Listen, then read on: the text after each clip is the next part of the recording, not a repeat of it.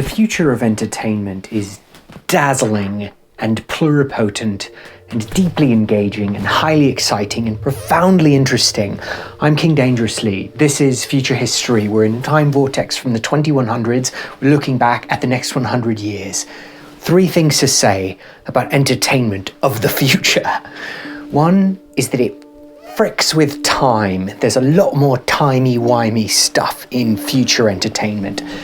What does that mean? Immersive temporal experience. At the dawn of the 20th century, the deepest you could get would probably be like a couple hundred hours in a video game, right? In a movie, you could spend like 3, maybe 5 hours at the most arty edge, or like, a full 24-hour museum piece in a film. But like, for the most part, these are single day, week, or month, or year experience.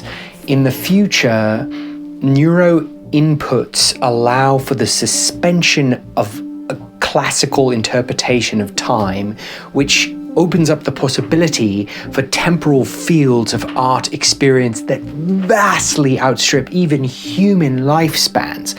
So you could experience something potentially as if you had lived for thousands or even millions of years, and then just drop back into your present consciousness, having sort of ingested the higher points of this experience.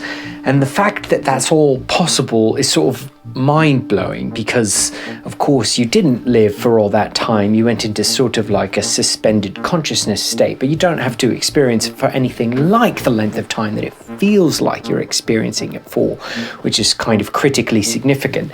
So you can just imagine the layers of artistic possibility that this opens up. An entire, like, the movie Dr. Zhivago is pretty long, right? But what if it were just like the life of Dr. Zhivago? Yeah, you get the idea. I mean, there are sci-fi concepts that play with things like this, like fully immersive games where you're a person for their whole life.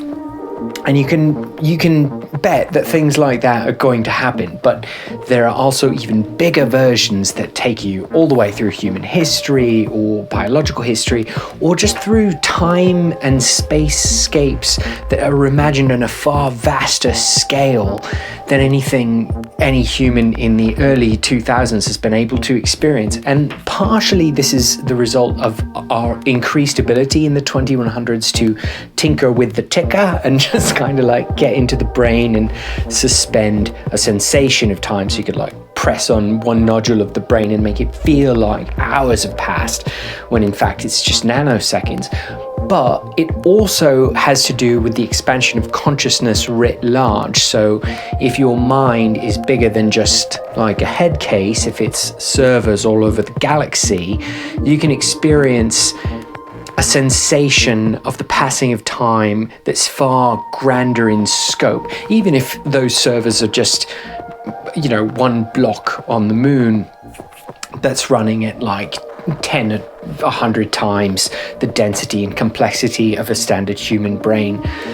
Good Lord, the lighting effects are getting excited by all this possibility. There's a lot of wobbly strobing going on. Hope you're enjoying and you don't have motion sickness. So time is one of the big things that has changed. Another one is radical collective creativity. So this is like huge groups of people, or minds of all different sorts, making stuff together, creating enormous sculptures, creating massive stories that run off in billions of directions. Like, think about if every D&D game was somehow connected in a metaverse where they all could interact and the characters had lives that crossed each other's or could potentially intersect with each other. D&D is not a bad example because it sort of is such a rulescape, but it doesn't exist in the early 2000s in a way that would allow players in different little nodule groups to interact with each other's ideas. That becomes more possible in this bigger world of entertainment, where it's easier to store all the information about all these collective story experiences, and it's easier to sort of incorporate the structural narrative elements of these diverse experiences into one holistic, dazzling, trippy whole. So you've got temporal expansion, you've got radical connectivity, and then you've got radical immersivity. And this, as you might imagine, is to do with suspending your own concept of yourself. Like when you get really into a good piece of art, you sort of feel as if you're leaving yourself. Like even a poem or like a wonderful painting can just take you into it and out of you. And this is even more true with art that can flip off all of the sensations of your body. And this is something that doesn't get possible until roughly like the 2040s in its earliest incarnations. But that's the moment that when you look to VR becoming like, the Matrix or Ready Player One, that's really the flip switch. It's not the goggles. The goggles are adorable. I love you for them. I mean, God bless the 2020s. What a cute, aspirational little time. You messy goblins.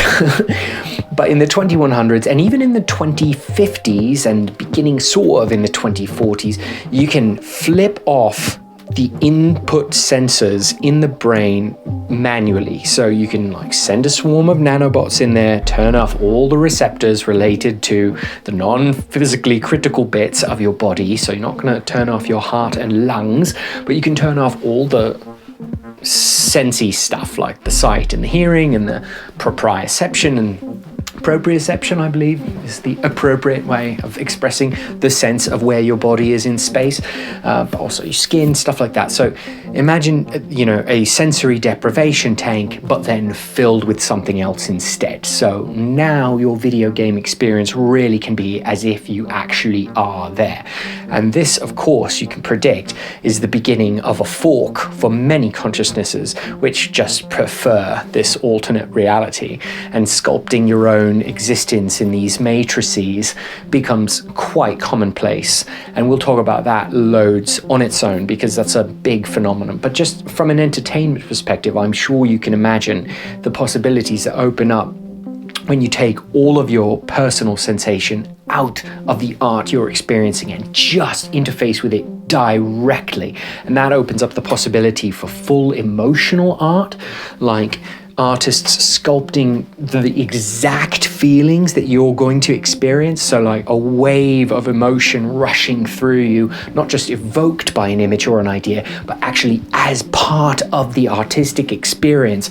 Everyone will experience quite similar, or in some cases exactly the same emotions, which opens up kind of a wonderful world of understanding of emotions and connecting with emotions in other people and of consonance between souls as we navigate this beautiful, complex and exciting reality together, as painful and wonderful as it can be at both its ends. So I hope that's given you something to look forward to. What kind of entertainment are you creating? Send us games, please. We want to play your games now. Thank you. Comments, games, future. Send us art. Let's all look at your art together. Let's have a big old art thread here and all get into each other's stuff in one of those expansive, narratively mutually encompassing alloverses. All right, that's quite enough of that. Hope this was mildly entertaining. Good job listening all the way to the end. Have a lovely right now. Bye.